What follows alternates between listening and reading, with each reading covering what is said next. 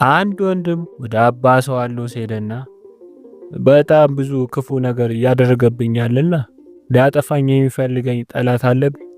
ይገሉኝ ዘንድ ለመሰሪያ ነግሯቸዋል። ይገስጸው ዘንድ ለባለስልጣኑ ነግሮ ዘንድ ሻለሁ። አባ ዜኖም ሲያዳምጠው ቆየና የመሰለህን አድርግ።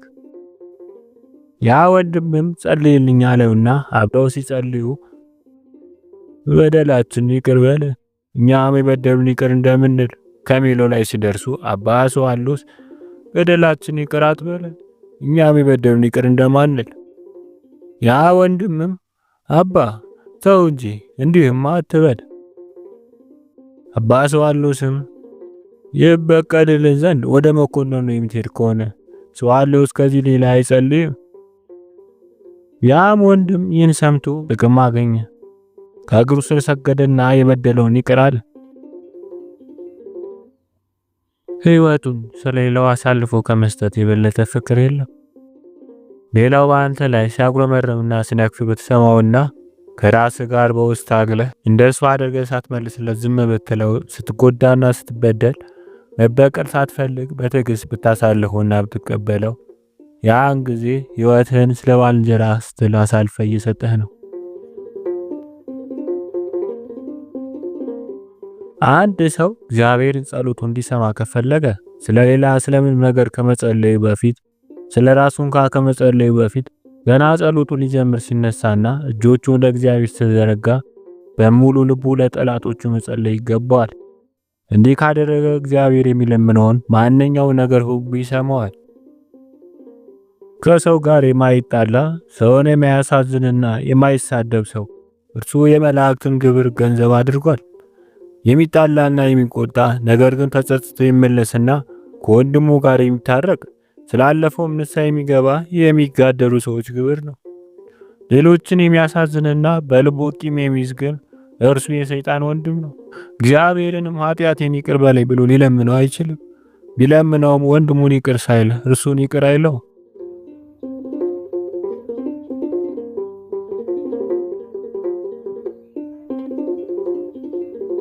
ሶስት ነገሮች እጅግ ያስጨንቁኛል፣ ከእነርሱም የተነሳ እፈራለሁ።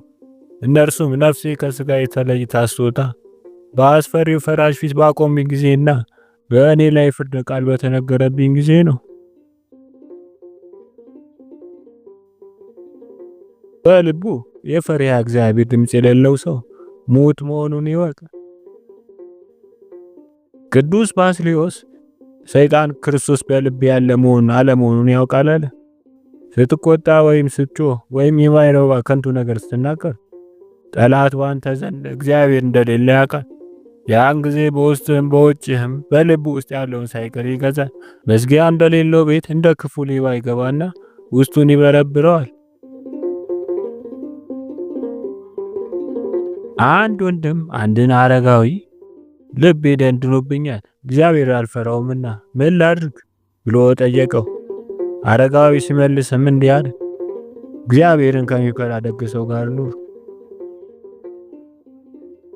ጨለማ በሆነ ቤት ውስጥ መብራት ሲበራ ጨለማውን በማስወገድ የጨለማውን ቤት እንደሚያበራውና በፊት አይታይ የነበረውን ነገር እንዲታይ እንደሚያደርገው እንዲሁም የሚያሳይ ሳያስፈልግ በብርሃኑ አማካይነት የት ላይ ምን እንዳለ ማየትና ማወቅ እንደሚቻለው ሁሉ እግዚአብሔር መፍራት ወደ ሰው ልብ ዘልቆ ሲገባም ሁለንተና ብሩህ ያደርገዋል። ሁሉንም የመልካም ሕይወት አኗኗር የእግዚአብሔር ትእዛዛት ያስተምረዋል።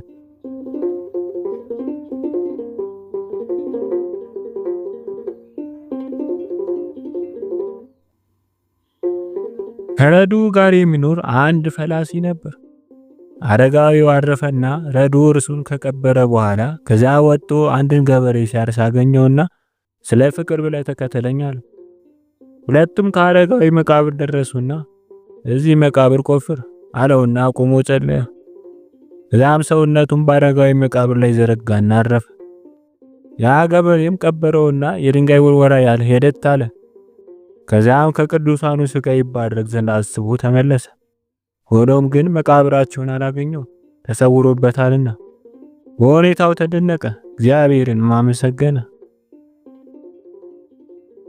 አንድ ወንድም አንድን አረጋዊ እግዚአብሔርን የማስደስተው ምን ባደርግ ነው? በጾም ነው ወይስ በድካም ወይስ በምህረት ወይስ በትጋህ ብሎ ጠየቀው። አረጋዊውም አዎ በእነዚህ ግብራት እግዚአብሔርን ደስ ልታሰኘው ትችላለህ። ነፍሳቸውና ስጋቸውን ያለ እረፍት ያደከሙ ብዙዎች እንደሆኑና ድካማቸው ግን ከንቱ እንደሆነ በእውነት እነግርሃለሁ።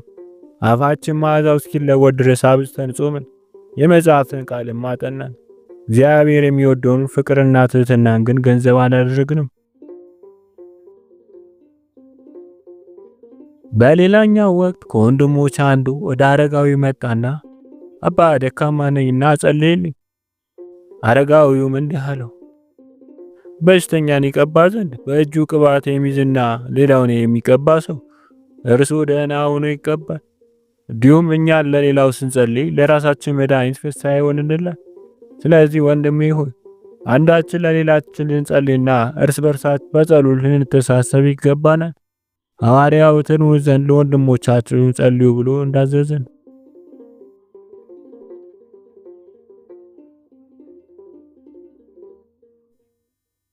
አባ ሉቂዮስን ሊጠይቁት መነኮሳት መጡና እኛ በእጃችን ስራ አንሰራም፣ ለቅዱስ ጳውሎስ ቃል በመታዘዝ ያለማቋረጥ እንጸልያለን። አረጋዊው ሰማቸውና እንዲህ አላቸው፣ አትበሉም ወይስ አትተኙም? እነርሱም እንበላለን እንተኛለንም። እርሱም ስተኙ ማን ይጸልይላችኋል? ወንድሞቼ ይቅርታ አድርጉልኝና የምትሉትን ነገር ተግባራዊ ያላደረጋችሁ እኔ ምንም እንኳ በእጆች ስራ የምሰራ ብሆንም እንዴት ያለማቋረጥ እንደምጸልይ ያሳያችኋለሁ።